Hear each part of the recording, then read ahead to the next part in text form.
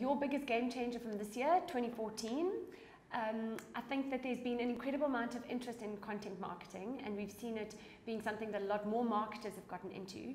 But due to a number of changes within the social networks and brand promoted content, we're seeing that people are having to think quite differently about their content marketing. So it's not just have that build it and they will come mentality. You have to create useful content that people are going to find very valuable, but plus you also need to look at how do you pay for visibility. So I think it's that combination of what we've seen this year is creating things that really matter to people, that add value to them, but also needing to pay for that visibility of that content to be seen. I think something I'm really excited about is also to see the progress that's going to be happening with wearable tech. I think the thing that's exciting for marketers is its hyper-personalization, and we're definitely seeing that this is a way to go.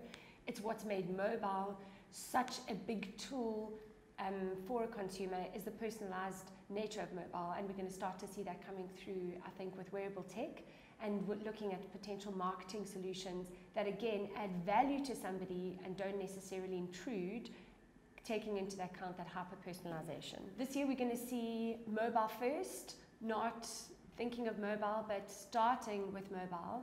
And I think it's very much looking at who I am, what am I doing right now, and where am I right now. That proximity messaging, that providing me value at that particular point, is going to see those people who can get that right are the brands that are going to succeed with mobile this coming year. As consumers move across devices, we're also going to see that we're going to have attribution modeling that starts to analyze people's purchasing behavior across multiple devices in both the online and offline world. So we've gotten really good at understanding how people behave, and we can attribute behavior and success factors within the digital space. But we're going to need to do this across multiple devices, because I'm not just connecting via my PC or my mobile or my tablet, as well as my offline behavior as well, my real world behavior, and seeing attribution modeling that starts to give us real human analytics into what I'm doing and what's influencing my decisions.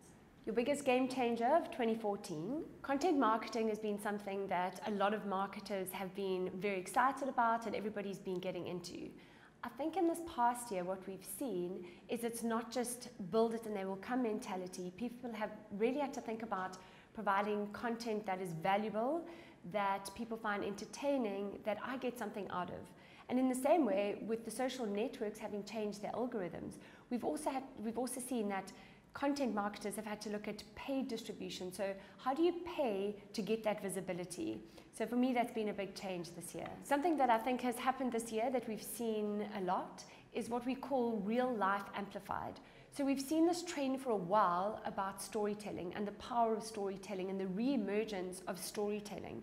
What we've seen this year is it's not just about stories, but it's about real life being amplified. And I think a couple of examples of that would include Coca-Cola's first parenting campaign that they ran, as well as Ren's first kiss, which initially attracted an incredible amount of criticism, but did extremely well for the brand because it was just something that was so real.